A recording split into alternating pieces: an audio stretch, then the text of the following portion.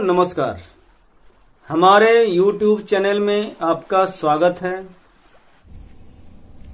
हस्तरेखा को लाल किताब में सामुद्रिक विद्या कहा जाता है। हथेली में जो भी रेखाएं हैं उसे नदी की धारा कहा गया है। जितना ही पतली हो, सक्रिय हो और बिना बाधा के हो, बाधा रहित हो, उतनी ही पानी का बहाव तेज होगा। और जितना ही रेखा चौड़ा होगा और आयत तिरछी रेखा इस तरह से अगर कहीं से भी अगर आगे जो लाइन जो बढ़ रहा है, ये हमारा हथेली का जो उंगली का जो साइड है ये आगे की ओर है और ये जो मणिबंध का जो लाइन है यह पीछे की ओर है। तो अगर पीछे की ओर लाइन अगर ये मूव कर रहा है या अगर कोई रेखा अगर ये किधर से भी आकर के अगर उसको काट रहा है तो वह बाधा रेखा, चिंता रेखा कहलाती है। डिस्टरबेंस जो हमारा हथेली का जो बीच का जो एरिया है, आप देख रहे हैं कि हथेली में जो बीच का जो एरिया है यह हल्का गड्ढा है। किसी किसी का बहुत ही गड्ढा रहता है बीच का एरिया और किसी किसी का बहुत ही ज्यादा उभरा हुआ रहता है, अर्थात उससे बोल सकते हैं छिछला। तो ये हमारा भाग स्थान है।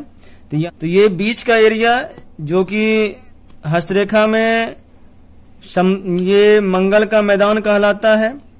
और अगर इसे मस्तक रेखा और हृदय रेखा का बीच का एरिया अगर लें तो यह एरिया जमकुंडली का छठा खाना, अर्थात लाल किताब में इसे पताल कहा गया है, पताल लोक। और पामष्टी में इसे मंगल का मैदान, हर्षल का पर्वत या यूरेनस का पर्वत भी इसे आप कह सकते हैं।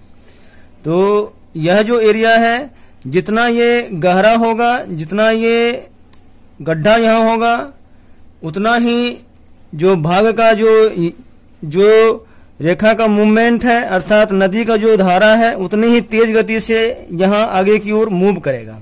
तो बीच का एरिया जितना ही गहरा होगा उतने ही ज्यादा जो रेखाएं हैं उसका उतनी ही ज्यादा भाग स्थान से रेखाओं का जो बहाव है, अर्थात नदी की जो धारा है, वह तेज गति से चलेगा।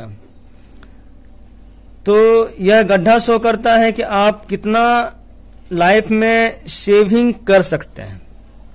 जितना ज्यादा गड्ढा होगा वह ये शो करता है कि आप अपने लाइफ में अपने हाथों से कमा करके बचत कर सकते हैं। अगर हथेली को बहुत ज्यादा बहुत ही टाइट करें, टाइट से भी अगर पूरा ये बिल्कुल फैला दें तो भी अगर गड्ढा लग रहा है तो समझ लें कि आप अपने हाथों से लाइफ में कमा करके अर्जित करेंगे और सेविंग भी करेंगे। और अगर हथेली को बिल्कुल ही ढीला छोड़ने के बावजूद भी अगर ये गड्ढा अगर नजर नहीं आ रहा है या ऐसा लगे कि यह बिल्कुल ही सपाट है, समतल है, तो इसका मतलब है कि आप रुपया तो कमाना तो दूर, आप के पास जो भी अपनी विरासत में पिताजी द्वारा जो भी आपका संपत्ति प्राप्त हुआ है वो भी आप बैठे बैठे उड़ा देंगे। यह शो करता है। तो इसलिए इसे हथेली का जो समुद्र है वह कहा गया है। इसे आप इस तरह से कह सकते हैं कि इस एरिया की हथेली में जितना आपका यहाँ पर पानी ज्यादा रहेगा, पानी जितना ज्यादा यहाँ पर आप अपने एरिया हथेली में कवर कर सकते हैं, उतना ही ज्यादा आप अपने हाथों से कमाएंगे और बचत करेंगे। और जितना कम पानी यहाँ पर आपका स्टोर होता है उतना ही आप कम बचाएंगे।